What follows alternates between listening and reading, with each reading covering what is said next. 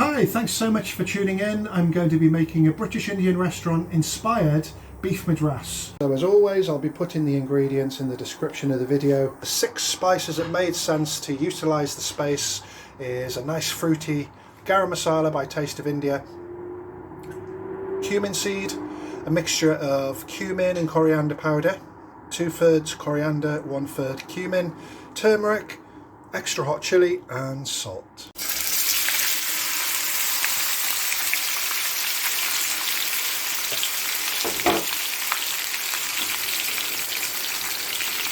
Add salt to using beef, so we need to use some bold spices, so a few cloves, maybe 7, 1 star anise, a few black peppercorns, not too many, a couple of green cardamoms, maybe 6,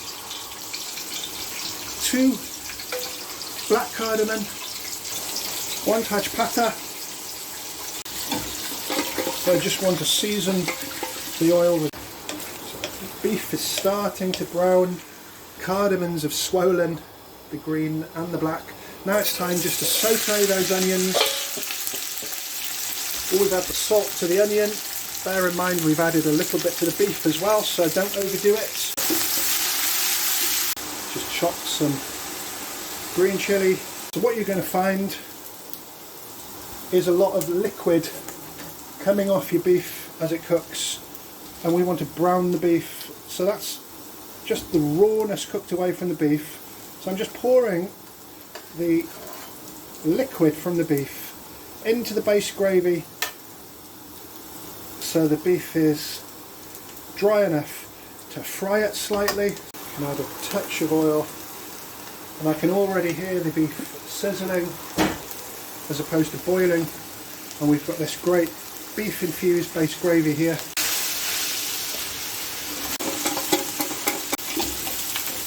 Onions are medium roasted now. We can add the ginger and garlic in with those dried curry leaves. And we've got quite a number of portions here. I want it a little bit spicy, so 2 Heap teaspoons of Mr. Naga chili, which is a nice fruity tang as well as a little bit of heat. Really great. And of course we've got the Chennai masala or the Madras curry powder. Use any of your favourite Madras brands, but this one's particularly good. I'm using about 3.5 tablespoons. Just need to add a little bit of water. So as you see, the beef has browned. 2 Maggi stock cubes.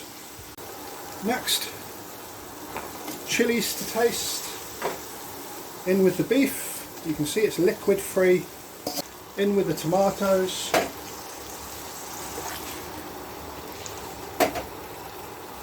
We're using a pressure cooker, so there's